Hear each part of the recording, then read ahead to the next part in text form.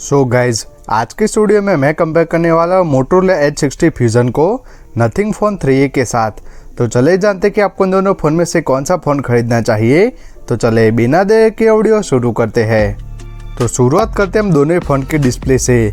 तो मोटोरोला में हमें 6.7 इंच की 1.5 के क्वाड कर्व POLED पैनल देखने को मिलती है और साथ ही में हमें 120Hz के रिफ्रेश रेट का सपोर्ट है और साथ ही में ये जो डिस्प्ले है उसमें आपको HDR10+ और 10 बिट का सपोर्ट है और इसमें हमें 1400 निट्स की हाई ब्राइटनेस मोड का सपोर्ट है।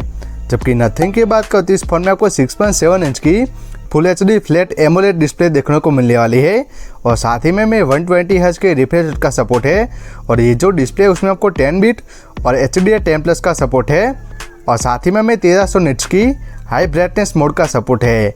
तो अगर डिस्प्ले की बात करें तो जो मोटोरोला का फ़ोन है उसमें आपको 1.5 के रेजोल्यूशन होने की वजह से वो ज़्यादा कलरफुल फील होती है और साथ ही में आउटडोर में जो मोटोरोला के डिस्प्ले है वो ज़्यादा ब्राइट है।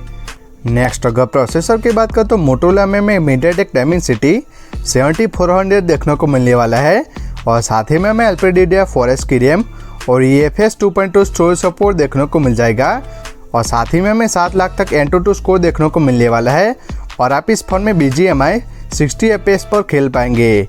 जबकि नथिंग की बात करते इस फोन में आपको स्नैपड्रैगन 7S Gen 3 देखने को मिलता है और साथ ही में हमें LPDDR4X की रैम और UFS 2.2 स्टोरेज सपोर्ट देखने को मिलता है और ये जो फ़ोन है उसमें आपको 8 लाख तक Antutu स्कोर देखने को मिलने वाला है।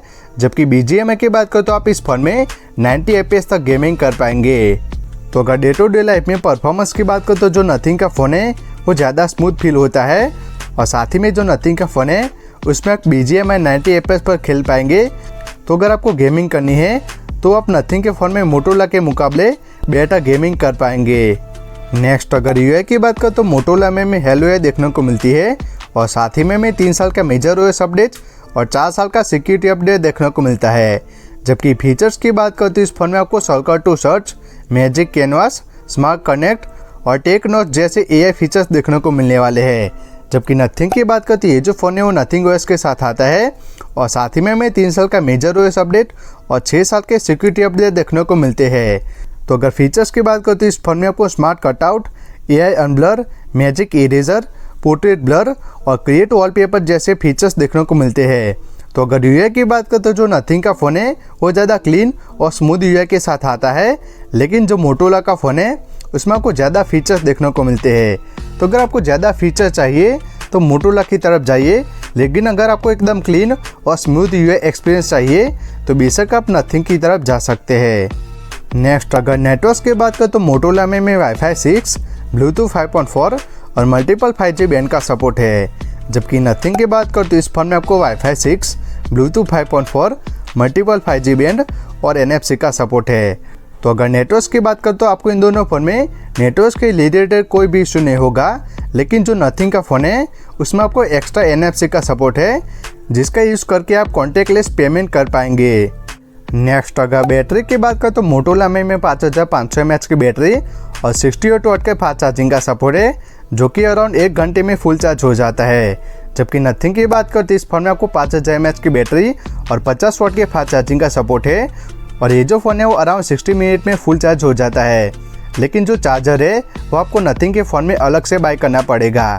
तो अगर बैटरी की बात करें तो जो मोटोरोला का फ़ोन है उसमें आपको ज़्यादा बैटरी लाइफ देखने को मिलती है और साथ ही में आपको ज़्यादा फास्ट चार्जिंग का सपोर्ट है। लास्ट अगर कैमरास की बात करें तो मोटोरोला में हमें 50 MP का मेन लेंस विथ OIS जिसमें कि हमें सोनी LYT700C सेंसर देखने को मिलता है और दूसरा 13 MP का अल्ट्रा वाइड लेंस है और सामने की तरफ 32 MP का सेल्फी कैमरा देखने को मिल जाता है और साथ ही में आप सारे लेंस से 4K 30 FPS तक वीडियो रिकॉर्डिंग कर पाएंगे। जबकि नथिंग की बात करते इस फोन में आपको 50 MP का मेन लेंस विथ OIS जिसमें कि हमें सैमसंग GN9 सेंसर देखने को मिलता है और दूसरा 8 MP का अल्ट्रा वाइड लेंस और तीसरा 50 MP का टेलीफोटो लेंस है और सामने की तरफ 32 MP का सेल्फी कैमरा देखने को मिल जाता है और साथ ही में बैक से 4K 30 FPS तक और फ्रंट से 1080p तक वीडियो रिकॉर्डिंग कर पाएंगे। तो अगर कैमरास की बात करते जो मोटोरोला का फ़ोन है वो डे लाइट हो या लो लाइट हो, फोटोज़ के मामले में better screen tone, better HDR और साथ ही में आपको कलरफुल फोटोज़ देखने को मिलती है। लेकिन जो नथिंग का फ़ोन है वो मोटोरोला के मुकाबले आपको बेटर वीडियोस देखने को मिलती है। तो अगर आपको बैक कैमरा से वीडियो रिकॉर्डिंग करनी है तो आपको नथिंग के फ़ोन में बेटर देखने को मिलती है, लेकिन अगर आपकी मेन प्रायोरिटी फ़ोटोज़ है तो आपको मोटोरोला के फ़ोन में बेटर देखने को मिलते हैं। लास्ट अगर प्राइसिंग की बात करें तो मोटो H60 फ्यूजन की जो प्राइस है 8GB रैम और 256GB मेमोरी के साथ 23,000 से शुरू होती है, लेकिन ऑफर्स के साथ आपको 21,000 में देखने को मिल जाएगा। जबकि नथिंग फ़ोन 3A की बात करें तो 8GB रैम और 128GB मेमोरी के साथ 25,000 से शुरू होती है, लेकिन ऑफर्स के साथ आपको 23,000 में देखने को मिल जाएगा। तो जो मोटो का फ़ोन है वो नथिंग के मुकाबले 2,000 सस्ता है।